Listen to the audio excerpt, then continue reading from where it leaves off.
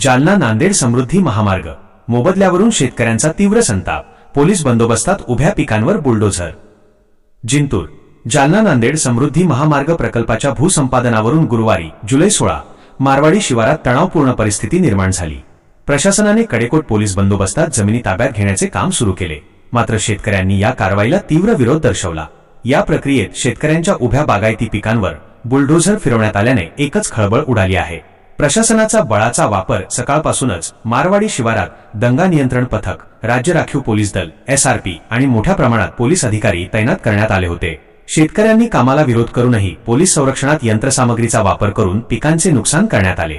या कारवाईमुळे संतप्त झालेल्या बाधित शेतकऱ्यांनी प्रशासनाच्या मनमानी कारभारावर कडाडून टीका केली आहे। शेतकऱ्यांचे गंभीर आरोप, या आंदोलनात रामप्रसाद देशमुख, भगवान देशमुख, गणेश देशमुख, ओमकार भांबट, राधाबाई भांबट आणि रामकिशन भांबट यांसह अनेकांनी सहभाग नोंदवला। शेतकरी संघटनेचे नेते रमेश माने, अमृतराव शिंदे आणि गणेश पाटील यांनी घटनास्थळी उपस्थित राहून शेतकऱ्यांना पाठिंबा दिला। शेतकऱ्यांच्या दाव्यानुसार न्यायालयीन आदेशांकडे दुर्लक्ष, मुंबई उच्च न्यायालयाच्या निर्णयांची अंमलबजावणी न करता जमीन संपादित केली जात आहे।